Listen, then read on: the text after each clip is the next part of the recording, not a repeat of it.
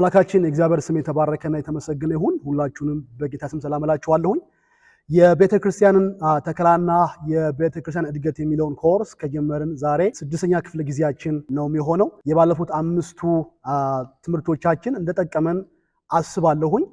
የባለፈው ሳምንት በዋነኝነት ትምህርታችን ያጠነጥን የነበረው የቤተክርስቲያን እድገት ላይ ነበር። እንደምታስተውሱት የቤተክርስቲያን እድገት ስናስብ እድገቱ መገለጫው 4 ነው። ቸርች ወይ ቤተክርስቲያን አንዲት አጥቢያ ቤተክርስቲያን አድጋለች አላደገችም ለማለት መስፈርቶቻችን 4 ነው የሚሆነው ብለን ነበር።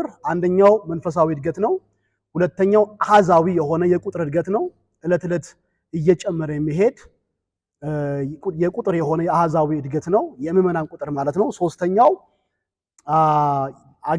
ምዕመናንን ወይ ደግሞ በክርስቶስ አምነው የዳኑትን ነፍሳት ለአገልግሎት ይበቁ ዘንድ ንቁ ተሳታፊ የሆኑ ዘንድ ማስታጠቅና ማስተማር ነው።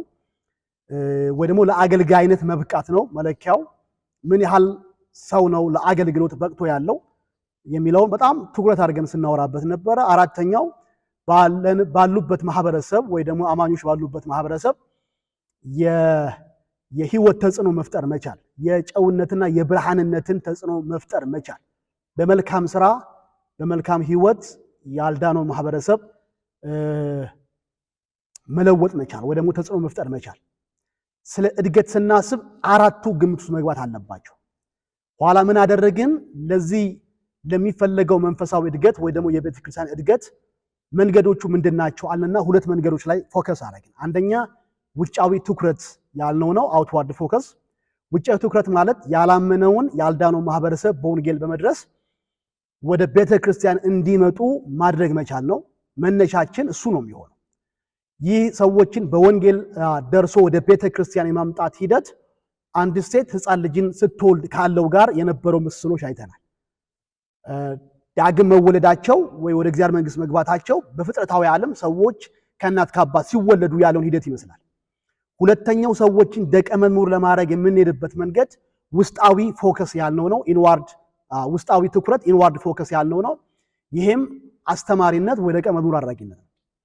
ስለዚህ ሄደን ያመጣናቸውን ሰዎች በክርስቶስ ትምህርት ለክርስቶስ የበቁ እንዲሆን የክርስቶስን መልክና ህይወት የሚያሳዩ እንዲሆን የማስተማር ተግባር እንደሆነ አይተናል።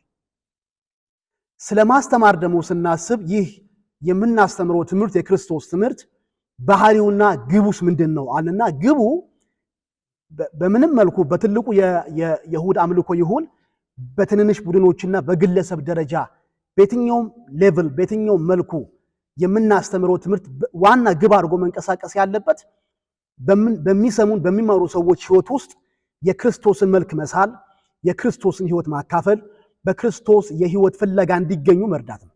ፎከሳችን ይሄ ነው። አዋቂዎች ማድረግ አይደለም። እውነት ነው፣ ለሚጠበቀው የህይወት ለውጥ ማወቅ ቀዳሚ ነው። ማወቅ ግን ግብ አይደለም። አንድ ሰው አወቀ ማለት ያንን ኑሮ ያን ዕውቀት የሚፈልገውን ኑሮ ኖሯል ማለት አይደለም። ስለዚህ እንደ ደቀ መዝሙር አድራጊ እንደ ቤተክርስቲያን እድገት ላይ እንደሚሰራ ሰው ፎከስ የምናደርገው ትምህርቱ ህይወት ለዋጭ እንዲሆን በህይወት የሚተረጎም እንዲሆን እሱ ላይ ነው ፎከስ የምናደርገው። ይሄ ከግብ ደረጃ ያነሳ ነው። ከባህሪ አንጻር ትምህርታችን ሊኖረው የሚገባ ባህሪ ወይ ማስተማር በባህሪው ምንድነው አልን? አንደኛ አቅምን ያገናዘበ መሆን አለበት። አድማጮቻችንን፣ ሰሚዎቹን፣ ተማሪዎቹን ያላቸውን የመንፈሳዊ እድገትና ብስለት ደረጃ በጠበቀ መልኩ አቅምን ያገናዘበ ትምህርት መስጠት አለበት። ኋላ እየጨመሩ ሲመጡ ትምህርታችንን እየጨመረ መሄድ አለበት። አንዳንድ ጊዜ አድማጩ በራሱም ጥረት በእኛ ማስተምሮ እያደገ ይሄዳል። የኛ ትምህርት ግን ይዘቱ ኮንቴንቱ አይለወጥም። እንደዛው ይሄ ልጆችም ጋር ወጣቶችም ጋር አዋቂዎችም ጋር የምንሰራው የደቀ መዝሙር ማድረግ የማሳደግ ስራ ላይ እንደ መርህ መውሰድ ያለብን ነው። ልጆችም ጋር ትምህርት እየጨመረ መምጣት አለበት። 5 ዓመት ሙሉ ጎልያድና ዳዊትን ስናደባድብ ስለነሱ ታሪክ ስንተርክ መቆየት የለብን። እድሜያቸው ሲጨምር ያንኑ ታሪክ ካሉበት የእድሜ ደረጃና የህይወት ትግል አንጻር ፋይዳ ያለው ጠቃሚ እምነታቸውን አጥኚ በሆነ መልኩ መቅረብ መቻል አለበት። አለበለዚያ ምንድነው የሚሆነው? አንድ ትንሽ ልጅ እንዳለው ሁልጊዜ በየሳምንቱ ሲሄድ እንግዲህ አስተማሪዋ ወይ ደግሞ አስተማሪው ሳይዘጋጁ ይመጣሉ መሰለኝ። ያንኑ ስቶሪ ዳዊትና ጎልያድ ተደባደቡ፣ ዳዊት ጎልያድን ገደለው ነው ሁሌም ወሬው። እና ትንሹ ልጅ በትንሹ አእምሮ ጨነቀው፣ ግራ ገባው፣ ጥያቄ ፈጠረበት እና እናቱ ጋር ሄዶ ምንድነው ያለው? ማሚ ጎልያድ መቼ ነው ሞቶ የሚያልቀው አለ። ሁልጊዜ ዳዊት ጎልያድን አንገቱን እንደቆረጠው ማን ትንሣኤ እንደሚሰጠው አይታወቅም፣ በሚቀጥለው ሳምንትም አረደው ነው። ሌሎች ታሪኮች የሌሉ ይመስል አንድ ስቶሪ ብቻ በትልልቆችም ደረጃ ላይ ልክ እንደዛው the same story አንዳንዴ በተከታታይ አንድ አይነት ወሬ ሲወራ እናያለን። ምንድነው እያልኩኝ ያለሁት? ሰዎችን በህይወት ለማሳደግ ክርስቶስን በማወቅ ለማሳደግ ካስፈለገ የምናቀርበው ይዘት ወይ ደግሞ የትምህርት ደረጃ አቅማቸውን እያየ እየጨመረ መሄድ መቻል አለበት። ከዚህ ተነስቶ እዚህ ይጨርሳል ተብሎ መታቀድም አለበት። በአመት ውስጥ በዚህ ርዕሰ ጉዳይ ላይ ይሄን ያክል ሳምንት፣ ይሄንንም ርዕሰ ጉዳይ በዚህ ሳምንት እየተባለ ከሪኩለም ወጥቶለት ስርዓተ ትምህርት ወጥቶለት በሚመዘን በሚለካ መልኩ ትምህርታችን ምን ያህል ለውጥ እንዳመጣ ምን ያህል ሰዎችን ህይወት ትራንስፎርም እንዳደረገ ሊለካ በሚችል መልኩ መታቀድ አለበት። የግብር ዕጣ ስራ መሰራት የለበት። አለበለዚያ ምንድነው የሚሆነው? አለባብሰው ቢያርሱ በአረም ይመለሱ ነው። እንደው ከተጫወትንበት መድረኩን ያው የሰዎችም ህይወት ጨዋታ ሆኖ ይቀራል። ስለዚህ ትምህርት በባህሪው አቅምን ያስገናዘበ ሌቨል ኦፍ ማቹሪቲን የጠበቀና የጨመረ የሚል መሆን አለበት ነው ያልነው ባለፈው። ዜን ቀጥሎ ያልነው ትምህርት በባህሪው አባታዊ ልብን ይፈልጋል። አባታዊ ልብን ይፈልጋል። እንደው ሌክቸር አድርገን ወይ ደግሞ ተናግረን ብቻ የምንወጣበት አይደለም። በአባታዊ ልብ ይሄንን ከአንደኛ ተሰሎንቄ ምዕራፍ 2 ከ11 ጀምሮ ባለው ክፍል ላይ ስናየው ነበር እና አባታዊ ልብ ወይ አባታዊ መመገብ ምን አይነት መገለጫ እንዳለው ወደ 5 ነጥቦችን ሰጥቻችሁ ነበር። ዛሬ ምን ብለን ነው የምንጀምረው? ከዚሁ ሐሳብ ሳንወጣ ክርስቲያናዊ ትምህርት ቤተክርስቲያን ለማሳደግ የምናቀርበው ትምህርት በባህሪው ሶስተኛ ብላችሁ መያዝ ትችላላችሁ። አይ ቲንክ ባለፈው 2 ነጥብ ነው ያነሳሁት። ሶስተኛ ብለን የምንይዘው ሂደታዊ ነው። ትምህርት ሂደታዊ ነው፣ ፕሮሰስ ነው። ይህ ምን ማለት ነው? ቤተክርስቲያንን ለማሳደግ የምናስተምረው ትምህርት በሰዎች ህይወት ላይ ኢንቨስት የምናረገው ወይ ደግሞ በሰዎች ህይወት ላይ ዴሊቨር የምናረገው ትምህርት የ1 ወር የ2 ወር ሆኖ በቃ ጨርሳችኋል ተሰናብቱ የሚባል አይደለም። የቤተ ክርስቲያን እድገት ማለቂያ የሌለው እንደሆነ ያክል እድገት ማብቂያ የለውም። ባለፈው ሳምንት እንዳልኩት የእድገታችን ግብ ወደ ክርስቶስ ነው። በክርስቶስ ህይወት ደግሞ ተገኝቼ ጨርሻለሁ አይባልም። ገና እንዲያስኩኝ አልቆጥርም ነው። ሁልጊዜ በእድገት ሂደት ላይ ቸርች መሆን አለባት። በማያቋርጥ የለውጥ ሂደት ላይ ለመሆን ትምህርቱም የማያቋርጥ መሆን መቻል አለበት። ቤተክርስቲያን ማስተማር ስታቆም፣ ህዝቡም መማር ሲያቆም መንፈሳዊ ድንዛዜነትና መንፈሳዊ መበስበስ ይጀምራል። ፈረንጆች ምን ይላሉ? when growth stops decay begins ይላሉ። እድገት ሲያቆም መበስበስ ይጀምራል። ስታክ ያደርጋል፣ አንድ ቦታ ይቆማል። እና ያንዳንዱ ሰው የህይወቱ እድገት ከ5 ከ6 ከ7 ዓመት በፊት ቆሟል። ለምን? የመማሩ መንፈስ፣ የመማሩ ልብ፣ የመማሩ ተግባር ተስተጓጉሏል። ስለዚህ ማስተማር ፕሮሰስ ነው። እኛ ብቻ ላናስተምር እንችላለን። ለምሳሌ በልጅነት ወቅት ላይ ተማሩ፣ እድሜያቸው ከፍ ሲል የታዳጊነት እድሜ ላይ ይማራሉ። እድሜያቸው ከፍ ሲል በወጣት አገልግሎት ይማራሉ። እድሜያቸው ከፍ ሲል አዳልት ኤዱኬሽን ወይ ደግሞ የአዋቂዎች ሰንበት ትምህርት በዛም ለሚሰሩ ስራዎች አሉ፣ በዛ ላይ ይማራ እያለ ይቀጥላል ማለት ነው። ስለዚህ ትምህርት ማብቂያ የሌለው የህይወት ዘመን ሁሉ ጉዞ ነው። ቤተክርስቲያንን ስለማሳደግ ስናስብ ወጥነት፣ ተከታታይነትና ማቆሚያ የሌለው የትምህርት ሲስተም መፍጠር መቻል አለብን። እስፔሻሊ አዳዲስ አማኞች ሲመጡ ይሄንን ፈለግ መከተል አለብን። ቸርች ፕላንቴሽን ላይ ስንሰራ አዳዲስ ነፍሳት ነው የሚመጡት። እነሱ ላይ ከታች ጀምረን አቅምን ባገናዘበ መልኩ ለጥምቀት የሚያበቃ እምነታቸው ማጥኛ፣ ከዛ በኋላ የአገልጋይነት ትምህርት እያለ እያደገ የሚሄድ መሆን አለበት። ፕሮሰስ ነው። ቲቺንግ ትምህርት ፕሮሰስ ሂደታዊ ነው። እሺ፣ እስካሁን ስናወራ የነበረው ቤተክርስቲያን ለማሳደግ አይነተኛው መንገድ ማስተማር ነው አለን። የማስተማር ደግሞ ባህሪና ግቡን አየን። አሁንም ማሳያችሁ 3ቱ የማስተማሪያ መንገዶች ነው። 3ቱ የማስተማሪያ መንገዶች እንግዲህ ስለማስተማር ሳስብ የእድገታችን አንዱ መሰረት እሱ ነው። ማስተማር በሌለበት ቦታ ላይ ማሳደግ የለም። ስለዚህ እድገት ይመጣ ዘንድ ትምህርት የግድ ነው። ግን ስናስተምር 3 የማስተማሪያ መንገዶች እንዳሉ ታሳቢ እናደርግ። የመጀመሪያው በህይወት ምሳሌነት እናስተምራለን። በህይወት ምሳሌነት የምንለውን ነገር የምናስተምረውን ነገር ሰዎች እንዲያደርጉ የምንፈልገውን ነገር አስቀድመን ሆነን በማሳየት አድርገን በማሳየት ፈረንጆች ይሄንን ሞዴሊንግ ይሉታል። ሞዴሊንግ ማለት ምሳሌ ሆኖ መገኘት ማለት ነው። ለዚህ ጥሩ ምሳሌ የሚሆነን አንዱ ኢየሱስ ክርስቶስ ነው። ሐዋርያትን ያሳደገበት ነርቸር ያደረገበት የመገበበት አንዱ መንገድ አዎ አስተምሯል። አንደበቱን ከፍቶ አፉን ከፍቶ መጽሐፍ ከፍቶ አስተምሯል። ግን አፉን ከፍቶ ጥቅስ እየጠቀሰ እንዲህ ተብሎ ተጽፏል ብሎ ከማስተማሩ በፊት ግን ሆኖ ህይወቱን የማስተማሪያ መንገድ አድርጎ አቀረበላቸው። አንድ ምሳሌ ልስጣችሁ። ጸሎትን እንዲህ ብላችሁ ጸልዩ ከማለቱ በፊት ጸልዮ አሳያቸው። ትዝ ይላችኋል። መጡና የጸሎት ህይወቱን ካዩ በኋላ ምሽት ይጸልያል፣ በጣም ይጸልያል፣ ሌሊቱ ሙሉ ይጸልያል፣ እየጸለየ ያነጋል። ይሄን ሲመለከቱ ጥያቄ መጠየቅ እንዳለባቸው አስቡ። ምንድነው የጠየቁት ጥያቄ? ዮሐንስ ደቀ መዛሙርቱን ጸሎት እንዳስተማረ አንተም ጸሎትን አስተምረን አሉት። የጸሎትን ቫልዩ የጸሎትን አስፈላጊነት አድርጎ አሳያቸው። አስተምሮ አይደለም እንዲጸልዩ ያደረጋቸው፣ ጸልዮ ነው መጸለይ እንዲፈልጉ ያደረጋቸው። ይሄ ምን ይባላል? ሞዴሊንግ ይባላል። ወንጌልን መስበክ ሂዱና ስበኩ ከማለቱ በፊት የእግዚአብሔር መንግስት ቀርባለች ንስሐ ግቡ እያለ በየመንደሩ፣ በየሰፈሩ፣ በየተራራው፣ በየምኩራቡ፣ በየወንዝ ዳሩ ይሰብካል። እየሰበከ የስብከትን አስፈላጊነት ሰዎችን ከመማረክ አንጻር ቫልዩን ካሳያቸው በኋላ ይሰብኩ ዘንድ ደግሞ ሁለት ሁለት እያደረገ ይልካቸዋል። ትህትናን ሆኖ ነው ያሳያቸው። እግር አጠበ። ፍቅርን አድርጎ ነው ያሳያቸው። መስቀል ላይ ሞቱ። ክርስቶስ ከማስተማሩ በፊት አደረገ። አክሽን ፕሪሲድስ ቲቺንግ። ማድረግ ማስተማር መቅደም አለበት። አንድ ደስ የምትለኝ አባባል አለች። የምሳሌነት አቅም ከንግግር በላይ ምን ያህል ተጽዕኖ እንደሚያመጣ በተመልካችና በሰዎች ህይወት ላይ አባባሏ ምን ትላለች? ላይፍ ስፒክስ ሞር ላውደር ዛን ቮይስ ይላል። ላይፍ ስፒክስ ሞር ላውደር ዛን ቮይስ። ከድምፅ ይልቅ ህይወት አብልጦ ይጮሃል። 45 ደቂቃ 1 ሰዓት 2 ሰዓት ሙሉ ከምትለፈልፈው ከምትናገረው ከምትጮኸው ጩኸት ይልቅ በዝምታ ውስጥ ያለው የህይወት ጩኸት፣ በማድረግ ውስጥ ያለው የኑሮ ጩኸት ጎልቶ ይሰማል።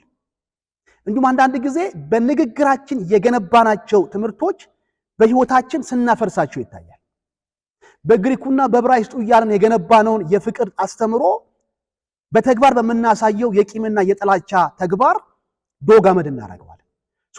እንደ ደቀ መዝሙር አድራጊ ወይ ደግሞ እንደ ቤተክርስቲያን ለቤተክርስቲያን እድገት አስተዋጽኦ እንደሚያደርግ ሰው የመጀመሪያው የምናስተምርበት መንገድ የህይወት ምሳሌነት ይባላል። ሁለተኛው ጥሩ ምሳሌ የሚሆነው አንደኛ ተሰሎንቄ ምዕራፍ 4 ቁጥር 1 ላይ አንደኛ ተሰሎንቄ ምዕራፍ 4 ቁጥር 1 ላይ ሐዋርያው ቅዱስ ጳውሎስን እንደ ምሳሌ ባነሰው ደስ ይለኛል። አይ ቲንክ ባለፈው ሳምንትም በነበረን ክላስ ላይ ይሄን እንዳነሳው ታስባለሁ።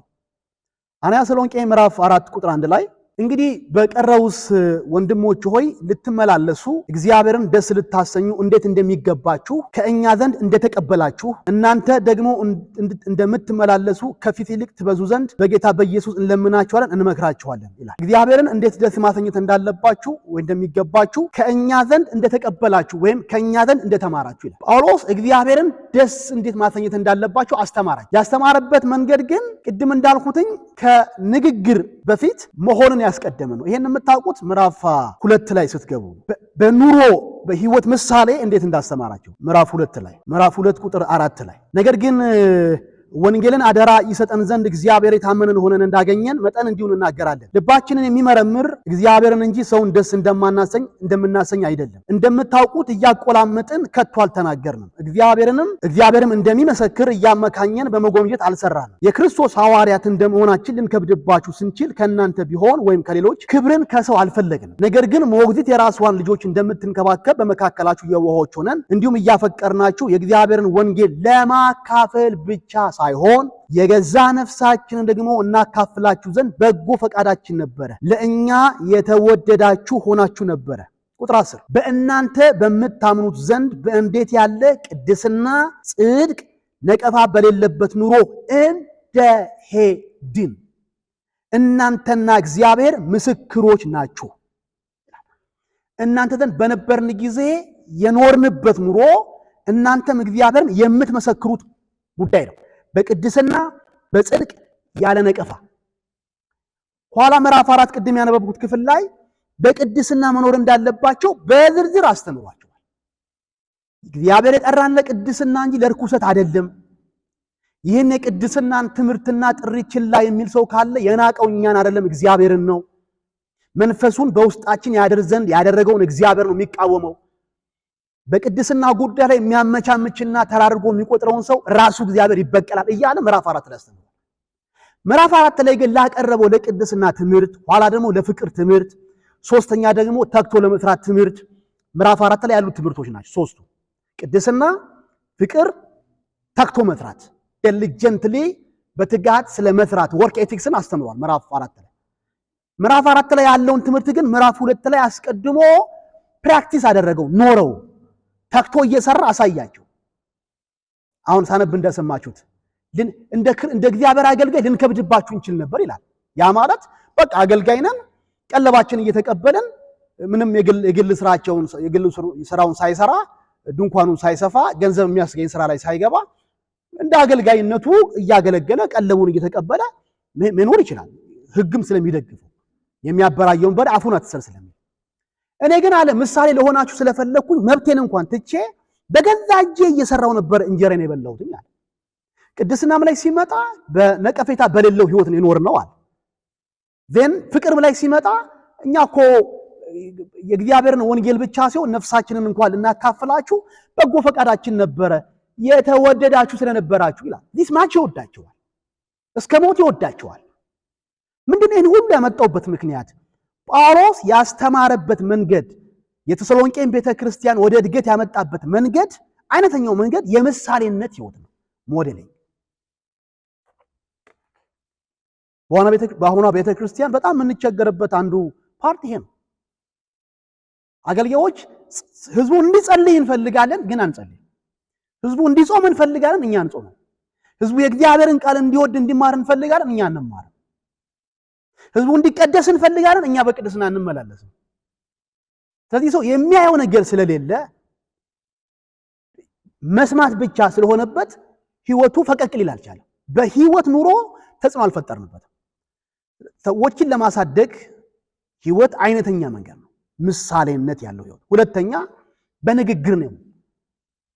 በንግግር ሁለተኛው ማስተማሪያ መንገድ ነው። በምሳሌነት ሞዴሊንግ፣ ሁለተኛው ንግግር ኢንስትራክቲንግ። ጌታችን ኢየሱስ እንዳለው ማቴዎስ ወንጌል ምዕራፍ 28 ቁጥር 19 ላይ እኔ ያዘዝኳችሁን እንዲጠብቁ እያስተማራችኋቸው። አይ በህይወቴ ካሳየው በቂ ነው አይባልም። ስርዓት ባለው መልኩ 1 2 3 ተብሎ የክርስቶስን ትምህርት በወንጌላት ላይ በተለይ የማቴዎስ ወንጌል ትምህርቱ ላይ ፎከስ ያደርጋል። ለክርስቶስ ትምህርት በጣም ሰፊ ሽፋን ይሰጣል። ቤተክርስቲያን ልትማራቸው የሚገቡ ብዙ ትምህርቶች በተለይ ከምዕራፍ 5 ጀምሮ ትምህርቶቹን ታገኛላችሁ። ቢያንስ ወደ 5 ትልልቅ ትምህርቶች አሉ ማቴዎስ ወንጌል ላይ።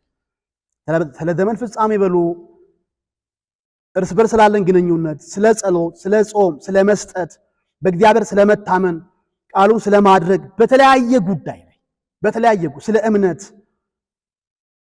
ስለ ቅድስና፣ ተግቶ ስለመጠበቅ፣ ስለ ዘመን ፍጻሜ ምልክቶች፣ ስለ ዳግመኛ ምጽአት፣ ስለ ዘመን መጨረሻ ፍርድና ሽልማት፣ በተለያየ ርዕሰ ጉዳይ ላስተምር ብትሉ ብዙ ልታስተምሩ የምትችሉባቸው የሰቡ ትምህርቶች ታገኛላችሁ። እንዲሁም ዮሐንስ ወንጌል ላይ ስለ መንፈስ ቅዱስ ማስተማር ብትፈልጉ፣ ስለ ዳግም ምጽአት ማስተማር ብትፈልጉ፣ በእውነት ስለ መኖር ማስተማር ብትፈልጉ፣ የአማኝና የክርስቶስን ግንኙነት ማስተማር ብትፈልጉ፣ ስለ ራሱ ስለ ክርስቶስ መለኮታዊ ማንነት ማስተማር ብትፈልጉ፣ ዘርፈ ብዙ ያልተዳሰሱ ተዝቀው ገና ያልወጡ ትምህርቶች ታገኛላችሁ ወንጌላት ላይ። ስለዚህ እኔ ያስተማርኳችሁ ምን በሉ ያስተማርኳችሁን ሁሉ ነው የሚል ሁሉን ትምህርት ለሁሉም ህዝብ ማቅረብ መቻል አለ። ሁለተኛው ሶስተኛው ማስተማሪያ መንገድ የተማሩትን ነገር እንዲያደርጉ ተግባራዊ እንዲያደርጉት እድል መስጠት ነው። ይሄ ዴሌጌቲንግ እንለዋለን። የህይወት ምሳሌነት ሞዴሊንግ፣ ማስተማር በንግግር ኢንስትራክቲንግ፣ እንዲያደርጉት እንዲፈጽሙት እድል መስጠት ዴሌጌቲንግ። የክርስቶስ ሶስተኛው የማስተማሪያ መንገድ ይሄ ነበር። መጀመሪያ ተመልከተኝ አለ ምሳሌ ሆኖ፣ ሁለተኛ አድምጠኝ አለ፣ ሶስተኛ ላይ እስካሁን በህይወትም በንግግርም ያካፈልኳችሁን ነገር እስኪ እናንተ ደግሞ ለሌሎች አካፍሉ። አሁን አገልጋይ ሁሌ አስተማሪ መሆን የለበትም፣ ሁሌ ሰባኪ መሆን የለበትም፣ ሁልጊዜ ሰውን ፈላጊ መሆን የለበትም፣ ሁልጊዜ ጸላይ መሆን የለበትም። ሁልጊዜ ልጸልይላችሁ፣ ሁልጊዜ ላስተምራችሁ፣ ሁልጊዜ ልምከራችሁ የምትል ከሆነ የሰዎችን መንፈሳዊ ጡንቻ ልል እንዲሆን ጠንካራ እንዳይሆን እያደረክን ያለው። ለምሳሌ ሁሌ ከናቱ ጀርባ ላይ ከናቱ አንቀልባ ላይ የማይወርድ ሕፃን ልጅ ሁሌ የምትሸከም ሁሌ የምታቅፈው ከሆነ ራሱን ችሎ እንዲፍጨረጨር በእግሮቹ ለመቆም እንዲፍጨረጨር እድል የማንሰጠው ከሆነ ሽባ ነው የሚሆነው ልጁ። የእግሮቹ ጡንቻ አይሰሩም፣ እጆቹ አይንቀሳቀሱም። እናት የወደደችው በሷ ቤት መውደዷ ነው፣ በቃ ለልጇ ልዩ ፍቅር ማሳየቷን፣ ልዩ እንክብካቤ ማሳየቷን። ግን ልጁን እየገደለችው ነው ያለችው። ቆርሶ መብላት አይችልም፣ ሁሌ ታጎርሰዋለች። በመንፈሳዊ ዓለም ልክ እንደዛው ነው። የምናገለግላቸው ሰዎች ራሳቸውን ወደ መቻል እንዲመጡ ማድረግ አለብን። የሆነ ሰዓት ላይ እኛ ዲፓርት እናደርጋለን፣ ከነሱ የምንለይበት ሰዓት አለ። በተለይ ቸርች ፕላንቴሽን ላይ የጳውሎስን አገልግሎት ካያችሁ 1 ዓመት 2 ዓመት 3 ዓመት አብሯቸው ይቆያል። ረጅም ጊዜ የቆየው ኤፌሶን ከተማ ላይ ነው። 3 ዓመት አካባቢ ቆይቷል። ቆሮንቶስ 1 ዓመት ተኩል ቆይቷል፣ 18 ወር። ተሰሎንቄ 3 ሳምንት አካባቢ ነው የቆየው። ዲፓርት ያደርጋል። ዲፓርት ሲያደርግ ምንድነው የሚያደርገው? ሽማግሌዎችን ይሾማል። ማቹርድ የሆኑ ሰዎች ወደ መሪነት እንዲመጡ ያደርጋቸዋል። ኃላፊነትን ይሰጣል። ከዛ በሩቅ ሆኖ በደብዳቤ በመልእክቱ ደግሞ እንደገና ኮች ያደርጋቸዋል፣ ይከታተላቸዋል እንጂ ሁልጊዜ ከነሱ ጋር ስቲክ አድርጎ በኔ ጥላ ስር ተጠለሉ አይልም። መሆን የለበት። ራሳቸውን ወደ መቻል እንዲመጡ መደረግ አለበት። ስለዚህ እነሱ እንዲሰብኩ፣ እነሱ እንዲጸልዩ፣ እነሱ እንዲመሰክሩ፣ እነሱ እንዲጎበኙ፣ እነሱ እንዲመሩ ይሄንን ማድረግ እንዲችሉ እድል መስጠት ያስፈልጋል። ዴሌጌቲንግ። እድሉን ግን የምንሰጠው በሆነ ምክንያት ስንርቅ አይደለም፣ እዛው እያለን ማለት ነው። እዛው እያለን እኛው ተቀምጠን እነሱ እንዲያስተምሩ፣ እንዲሰብኩ፣ እንዲመሩ፣ ኃላፊነትን እንዲለማመዱ እድል መስጠት፣ በጸጋቸው እንዲያገለግሉ እድል መስጠት። ዴሌጌት አድርጓቸው፣ እያያቸዋቸው፣ ከዛ ፊድባክ እንሰጣቸዋለን፣ አስተያየት እንሰጣቸዋለን። እቺ እንዲህ ብታረጋት። ፐርፌክሽን ኤክስፔክት እንዳታረጉ። አንዱ ማወቅ ያለብን ነገር እኛ አሁን የደረስንበት ደረጃ ምንም ይሁን የደረስንበት ቦታ ለመድረስ ግን ረጅም ጊዜ አሳልፈናል። እየወደቅን፣ እየተነሳን፣ እየተኮረኮምን፣ እያጨበጨቡልን፣ በክርናቸው እየደቆሱን በብዙ ትግል ውስጥ አልፈን ደርሰናል። እነዚህ አዳዲስ ደቀ መዝሙር የምናረጋቸው የምናሳድጋቸው ሰዎች ከኛ መጨረሻ መጀመር የለባቸውም። ይሄ ምን ማለት ነው? ሲሳሳቱ ለምን ተሳሳት መባል የለበትም። በጸጋው ሊሳሳት ይችላል። ማስተማር ላይ፣ መስበክ ላይ፣ ትንቢት ማምጣት ላይ፣ ለፈውስ መጸለይ ላይ፣ የትኛውም ጉዳይ ላይ ሊሳሳት ይችላል። ስለዚህ ማድረግ ያለብን የሆነ ትልቅ ምንድነው አጣና ይዘን አናታቸውን ለማለት አይደለም መጠበቅ ያለብን። ሲሳሳቱ በአባታዊ ልብ አቅርቦ ለብቻቸው ኢንስትራክት ማድረግ፣ አቅጣጫ መስጠት። ጥሩ ነው ያገለገልከው፣ ጥሩ ነው ያደረግከው፣ ግን እዚህ ጋር እንዲህ ብታረጋት እየተባለ እንዲያድግ እድሉን ፈቅድለታል። ስናገለግል ሰዎችን ስናሳድግ እንዲሳሳቱ እድል እንስጣቸው። ፐርፌክሽኒስት አንሁን። ጥንቅቅ ያለ አገልጋይ እንደዛ አትጠብቁ። ሕፃን ልጅ በሆኑ የእድሜዎቹ መጀመሪያ ላይ በቃ እላዩ ላይ ይጸዳዳል፣ ሽንቱኑ እላዩ ላይ ይሸናል፣ ዳይፐር ታረጉለት አላችሁ እና በዛ ሰዓት ላይ ሲሸና የሆነ ነገር ሲያደርግ ላጩ ያትረገርግ ምግቡ ሲቀባባ ጭቃ ሲቀባ እሳት ሲነካ ያው እየገጻችሁ እፉ ነው ካከሽ ነው እያላችሁ ታስተካክሉታላችሁ እንጂ ባጠፋ ቁጥር ጭን ውስጥ ገብታችሁ ምጅልክ እያረጋችሁ ልብልብ አታረጉት። ኋላ ግን እያደገ ሲመጣ እያቆመ እየተመከረ እያቆመ እየሻረ የሚመጣቸው ባህሪያቶች ይኖራሉ። ባህሪም ላይ ልምድም ላይ የሰውንም ማሳደግ በቤተ ክርስቲያን ልክ እንደዛ ነው። እንዲሳሳቱ እንፍቀድላቸው። የማይነካ ነገር ይነካሉ፣ ያበላሻሉ። የመታገስ አቅም ያስፈልጋል። ስለዚህ ሶስቱ ማስተማሪያ መንገዶች ምንድናቸው አለን? ምሳሌነት፣ ማስተማርና ኃላፊነት መስጠት ዴሌጌቲንግ። የቤተ ክርስቲያን እድገት መሰረቶችና ማሳያዎች። በምን መሰረት ላይ ብንመሰረት ነው የምንፈልገው አይነት የቤተ ክርስቲያን እድገት ሊመጣ የሚችለው? አንድ። ሁለተኛ አንዲት ቤተ ክርስቲያን ማደግ አለማደጓ በእድገት መስመር ላይ ወይ ደግሞ በእድገት መም ላይ መሆኗን የሚያሳዩን ምልክቶች አሉ ወይ? ሲምፕተሞች አሉ ወይ? ምልክቶች አሉ ወይ? አደገች አላደገችም ለመባል እንደ መለኪያ የምንወስዳቸው የምናረጋቸው ነገሮች አሉ ወይ? ሁለቱን ሐሳብ ነው የምናነሳው። የቤተ ክርስቲያን እድገት መሰረት አንድ፣ ሁለተኛ የቤተ ክርስቲያን እድገት ምልክቶች ማሳያዎች ምንድናቸው? ቢያንስ ወደ 5 የሚደርሱ የእድገት መሰረቶችን ከሐዋርያት ሥራ መጽሐፍ ላይ ለማሳየት ልሞክር። እያንዳንዱን እሄድበታለሁ። ሜቢ ኔክስት ክላሳችን ላይ 7ኛው ክላሳችን ላይ ሰፊ ጊዜ ወስደን አንዲት ቤተክርስቲያን ጤናማነት ያለው የማያቋርጥ የህይወት እድገት እንዲኖራት ካስፈለገ፣ የቁጥርም እድገት እንዲኖራት ካስፈለገ እነዚህ አሁን የምናነሳቸው የሐዋርያት ሥራ ምዕራፍ 2 የሚነግረን በጥቅሉ የሐዋርያት መጽሐፍ የሚነግረን እውነቶች እንደ ፋውንዴሽን እንደ መሰረት መጠበቅ መቻል አለብን። የማናመቻመችባቸው መሰረቶቻችን መሆን አለባቸው። 5 ናቸው። አንደኛ መንፈስ መር አምልኮ ነው።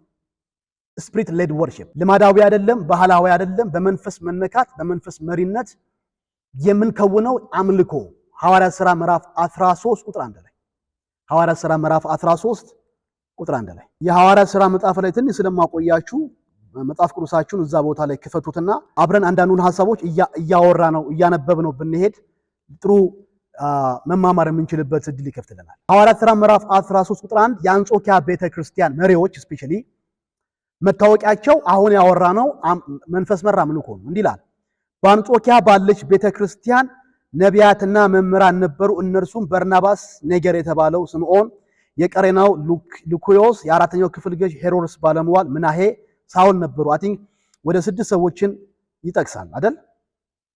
በርናባስ አለ፣ ኔገር የተባለው ስምዖን አለ፣ የቀሬናው ሉኪዮስ አለ፣ ከዛ የሄሮድስ ባለመዋል ምናሄ አለ፣ ከዛ ራሱ ሳውል ጳውሎስ አለ። 5 ናቸው። የነዚህ 5ቱ የአንጾኪያ ቤተክርስቲያን መሪዎች መታወቂያቸው ምንድነው? ቁጥር 2 ላይ እነዚህም ጌታን ሲያመልኩ ሲጦሙ መንፈስ ቅዱስ በርናባስና ሳውልን ለጠሯቸው ስራ ለዩልኛል ይላል። ወርሺፕ ኤንድ ፋስቲንግ አምልኮና ጾም አይነተኛ የአንጾኪያ ቤተክርስቲያን መሪዎችም አይ ቲንክ የቤተክርስቲያኒቷ መታወቂያ ነው ብዬ አምናለሁ። ያን ያልኩበት ምክንያት ሁልጊዜ ቤተክርስቲያን መሪዋን ትመስላለች።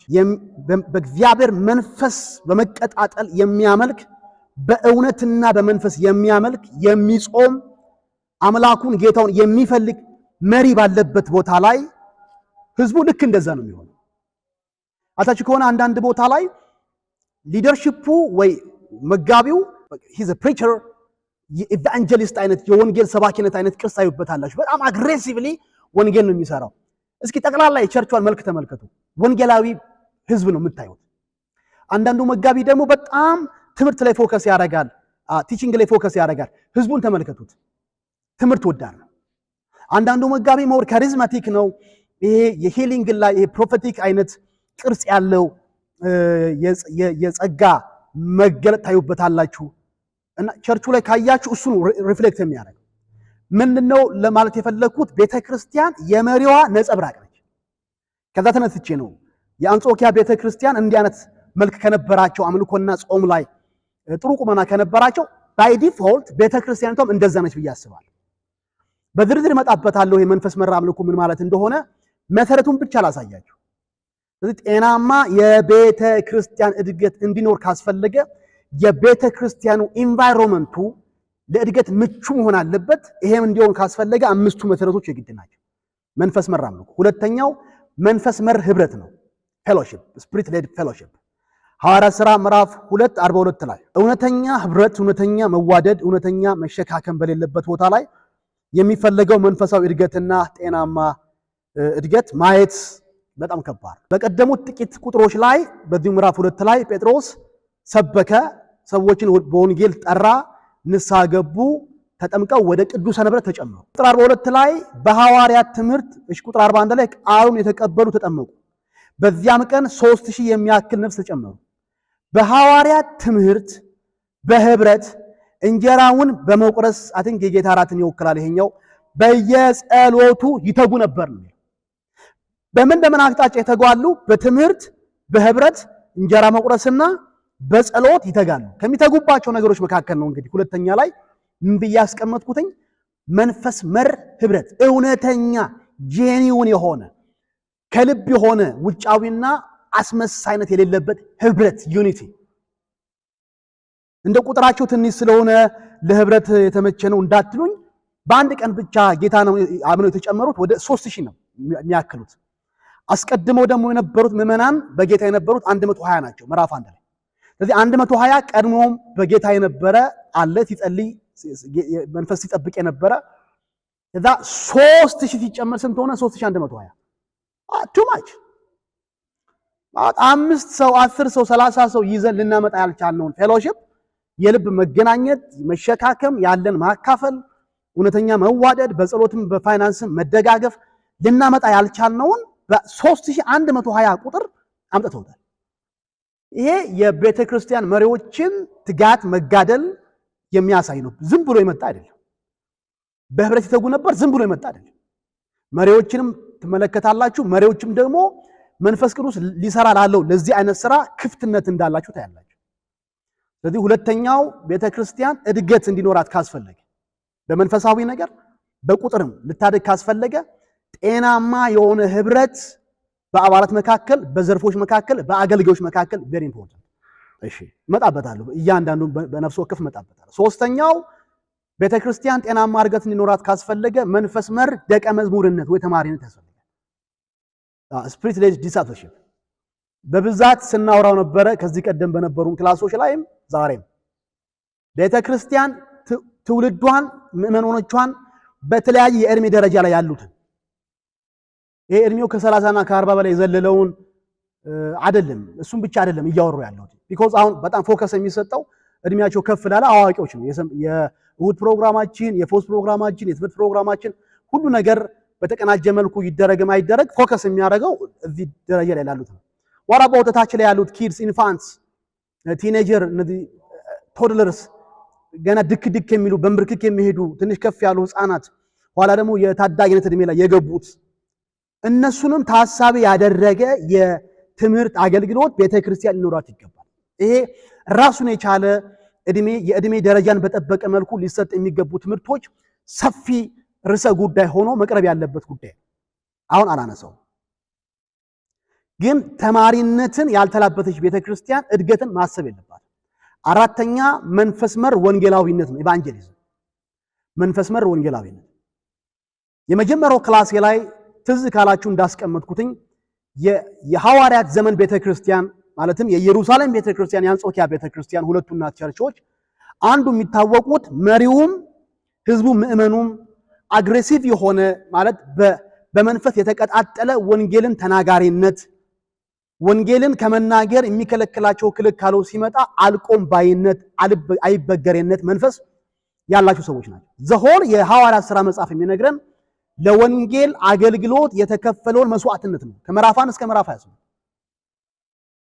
መንፈስን ጠብቁ፣ መንፈስን ትቀበላላችሁ፣ ይሄ የሚሆንበት ምክንያት ምስክሮቼ እንድትሆኑ ነው ከሚለው ጀምረን ከምዕራፍ 1 ቁጥር 9 ላይ ኋላ ምዕራፍ 2 ላይ መንፈስ ቅዱስ መጣ። እዛው ምዕራፍ 2 ላይ ለክርስቶስ ምስክር አደረጋቸው የጴጥሮስ ስብከት። ምዕራፍ 4 ምዕራፍ 5 እያላችሁ ስትሄዱ ምዕራፍ 8 ምዕራፍ 10 ምዕራፍ 11 ምዕመኑ ሁሉ የወንጌል ሰራተኛ ነው። ትዝ ይላችኋል ምዕራፍ 8 ላይ በስጢፋኖስ ምዕራፍ 7 ላይ በስጢፋኖስ ሞት ምክንያት የተበተኑት ቃሉን እየሰበኩ ዞሩ ይላችኋል። ከዛ ቁጥር 3 ላይ ስትመጡ ደግሞ ተበትነው ቃሉን ከሰበኩት መካከል አንደኛውን ሰው ይነግራችኋል፣ ፊልጶስ ማለት ምዕራፍ ሐዋርያት ሥራ ምዕራፍ 6 ላይ ማዕድን ለማገልገል ጠረጴዛን ማለት የድቁናን ስራ ለመስራት የማዕድ አገልግሎትን ለማገልገል ከተመረጡት 7ቱ ዲያቆናት መካከል አንዱ ነው።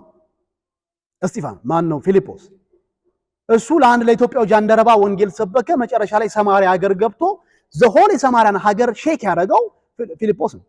ከዛ በኋላ ደግሞ ልፍ ስትሉ ምዕራፍ 8 ላይ እስጢፋኖስን ታገኙታላችሁ። እስጢፋኖስም ልክ እንዲሁ እንደ ፊልጶስ ከ7ቱ ለድቁና ከተመረጡ ሰዎች መካከል አንደኛው ነው። ግን የወንጌላዊነት መንፈስ የአገልግሎት ማዕረግና ድንበር የሚከልለው አይደል። አይ ዲያቆን ስለሆንክ ወንጌል መትራት የለብህም፣ መጋቢ ስለሆንክ ወንጌል መትራት የለብህም የሚባል ነገር የለም። ወንጌል ተናጋሪነት ለተወሰነ የአገልግሎት ቢሮ ይሰጣል። ሁሉም የአገልግሎት ቢሮ ሁሉም የአማኙ ህብረተሰብ ራሱን ሊሰዋለት ሊሰጥለት ሊተጋበት የሚገባ ተግባር። እልፍ ስትሉ ደግሞ የሰው ጣልቃ ገብነት ሳይኖረው ራሱ እግዚአብሔር ሰዎችን ለመንግስቱ ሲማረክ ታያላችሁ። ጳውሎስን ማንም አልሰበከለት። በደማስቆ መንገድ ላይ ራሱ ክርስቶስ ተገለጠለት። ለምን ታሳድደኛለህ አለው። ዘን ከሐናንያ ጋር እንዲገናኙ በራእይ አመላከተው። ተገናኙ። ይቀጥላል። ዓለም ላይ አሕዛብ ከተማ ቀርኔሎስ ቤት ቂሳሪያ ወንጌል እንዲገባ የሆኑ ጴጥሮስ ነው። እዚህም ጋር የመለኮት ምንድነው ኮኔክሽን ጴጥሮስን ከቀርኔሎስ ጋር የማገናኘት ራእይ ለጴጥሮስ አሳይቶት መሄድ እንዲችል አድርጎታል። ስለዚህ ህዝቡንም ተመልከቱ፣ ወንድ ሴቱን ተመልከቱ። ጋድ ሂምሰልፍ ራሱ እግዚአብሔር በዚህ የወንጌላዊነት ጉዳይ ላይ ኢንቮልቭድ ሆኖ ፓሽኔትሊ ሰራ ታያላችሁ። በጣም የምትደነቁት ሰዎች ብቻ አይደለም፣ ራሱ እግዚአብሔር ብቻ አይደለም፣ መላእክቶች እንኳን ሳይቀሩ የተሳተፉበት አገልግሎት ነው የወንጌል አገልግሎት። ሐዋርያት ሥራ መጽሐፍ ላይ ፊልጶስን ያንን ኢትዮጵያዊ ጃንደረባ ሄዶ እንዲገናኘው እንዲያወራው ያመላከተው የእግዚአብሔር መልአክ ነው። ምዕራፍ 8 ላይ ኤንጅልስን መላእክቶችን ሰዎችን ጾታና እድሜ ሳይለይ እግዚአብሔር ራሱ ኢንቮልቭድ ሆኖ ተሳታፊ ሆኖ የምታገኙበት ታላቅ ተልእኮ። ስለዚህ ወንጌላዊነትን ችላ ያለች ቤተክርስቲያን መንፈሳዊም ሆነ አሃዛዊ እድገት ልታመጣ አትችል። ስለዚህ እንትን ነው የምትሆነው፣ የቆረቆዘች ድንክዬ ቤተክርስቲያን ትሆናለች ማለት በንፉቅቅ የምትሄድ ለውጥና እድገት የማይታይባት። ምክንያቱ ምንድነው? በቁጥር ልንጨምር የምንችልበት የመንፈስ ቅዱስም ኃይል ሊገለጥ የሚችልበት አይነተኛው መንገድ ወንጌላዊነት ስለሆነ ኋላ በደንብ እመጣበታል። አምስተኛውና የመጨረሻው መንፈስ መር አገልግሎት ነው። ይሄ ማለት ከዚህ ቀደም እንዳወራሁትኝ በክርስቶስ አምነው የዳኑ ሰዎች በእግዚአብሔር መንፈስ ጸጋቸውን አውቀው ወደ ማገልገል እንዲመጡ እድል መክፈት ማስቻል። ይሄን ዛሬ በነበረንም ክላስ አንስቼዋል። የኢየሩሳሌም ቤተክርስቲያን በጣም ደስ የሚላቸው አንጾኪያም ቤተክርስቲያን መሪዎቹ ብቻ እናገልግል ብለው ፊተኛ ሲሆኑ አትመለከቱ። ሌሎችም የአገልግሎታቸው አጋር ወይ ተሳታፊ እንዲሆኑ እድል ይከፍታሉ።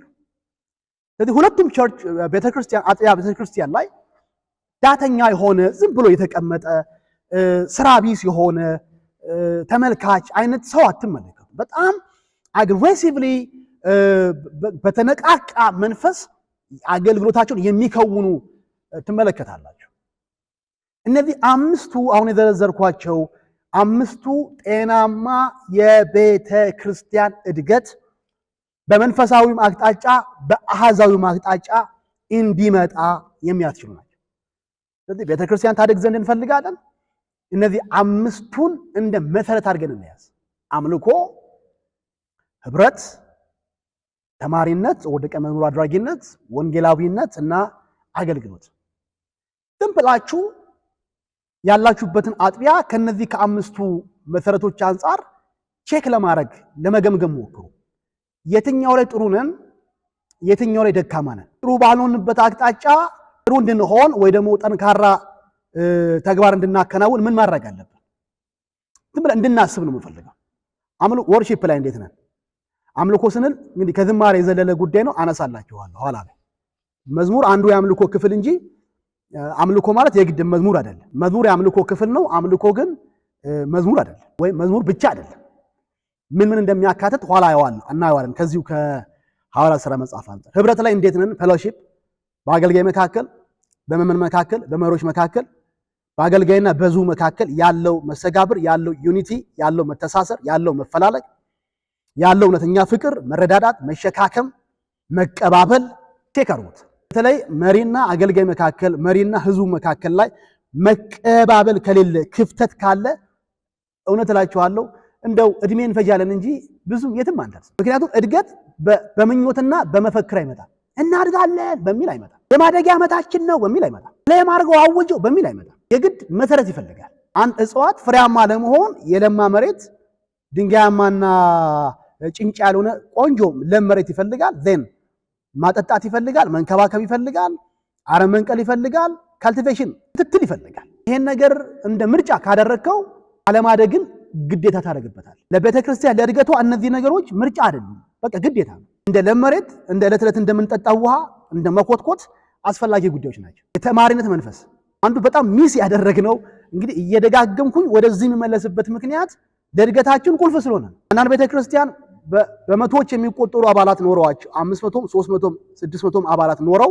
በአመቱ መጨረሻ ላይ እንትን ሲቀርብ የአመቱ ሪፖርት ሲቀርብ የአባላት ቁጥር በዚህ መልኩ የሚያቀርቡ ቸርቾች እስከ ሺህ የሚቆጠር የሚያቀርቡ ቸርቾች መጥቶ ለመማር ግን የሚሰጠው ምላሽ አንዳንድ ቦታ ላይ አሳዛኝ 20 እና ከ30 የማይበልጥ ከ40 የማይበልጥ ማክሲመም በዛ ቢባል ማለት እሱንም ለማየት የሚናፍቃችሁ ቦታ አለ 3 እና 4 ሰው ብቻ የሚገኝበት እንዲህ አይነት ለመማር ዳተኝነት ባለበት ቦታ ላይ እድገትን አንጠብቅ። አራተኛ ወንጌላዊነት ነው። ወንጌል ለመስራት ያለው ተነሳሽነት ሰዎችን እንዲያገለግሉ እድል መክፈት። አምስተኛ በእነዚህ አምስቱ አቅጣጫዎች ላይ እንዴት ነን የሚለውን ጥያቄ እየጠየቅን ምንድነው ጉድለት እንዲኖረን የሆነበት ምክንያት the cause ምክንያቱ ምንድነው?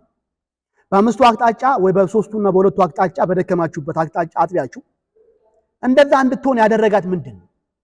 የጉድለቱ ሰንካላ ለመሆናችን ምክንያቱ ምንድነው? አንድ cause። ሁለተኛ ምክንያቱን ካወቅን ምን ማድረግ አለብን ብለን ደግሞ እንጠይቅ። የምር በቃ አሁን ከክላስ ባለፈ ከኮርስ ባለፈ የምር ቸርቼ ላይ ለውጥ እንዲመጣ ፈልጋለሁ በሚል ምንማር ከሆነ ማለት ነው ላለማደጋችን ሰበቡን በአምስቱ አቅጣጫ ላይ ምንስ መደረግ አለበት ሶሉሽን እናምጣ። ከዛ ወደ ተግባራዊነት እንዴት እንለውጠው የሚለውን ማሰብ እንጀምር። ያዋጣል አይደል? ሌላ እንግዲህ የማደጊያ መንገድ ቢኖር ኖሮ ደስ ይለኝ ነበር። የሆነ አጭር ጎዳና በቃ በዚች ጋር ብትሄድ ትደርሳለህ፣ በዚች ጋር ብትገባ አጭር ነው የሚባል መንገድ ቢኖር እና ሳልደብቅ ብነግራችሁ በእውነት ስለምወዳችሁ አልደብቃችሁም ነበር። ግን የለም ምናልባት እኔ ያልደረስኩበትኝ አሬን ሁሉ መንገድማ ማን ሄድልሃል ረጅም ነው ባጭሩ ከነዓን የሚገባበት መንገድ አለ ለምን የምድረ በዳውን 40 ዓመት ትመርጣለህ ካላችሁ እኔ አሳዩኝ አጭሩ የግብጽ የከነዓን መግቢያ መንገድ ካለ በ3 ወር የሚደረስበት ማለት ነው። ቀጣዩ ሳምንት ላይ በቀጣዩ ክላሳችን ላይ ምን እናነሳለን? እነዚህ አምስቱን እየበተናቸው እናያቸው። አምስቱን መሰረቶቻችንን እየበተነን እናያለን። ከአምልኮ ጀምረን እስከ አገልግሎት እስከሚለው ድረስ በጣም እግዚአብሔር በህይወታችን በአጥቢያችን በመናገለግለው አገልግሎት ላይ አዎንታዊ የሆነ ለውጥ እንደሚያመጣ ፍሬያማ እንደሚያደርገን በጣም አምናለሁ። ትምህርቱን ተግባራዊ ካደረግነው መንፈስ ቅዱስም ያግዘናል። የእግዚአብሔር ጸጋ አቅርቦትን በጣም ስለማመን የሚቀጥለው ሳምንት ላይ አምስቱን በዝርዝር የምናይበት ጊዜ ይሆናል። እስከዛው ቸርን ሰንብት። ተባረኩ።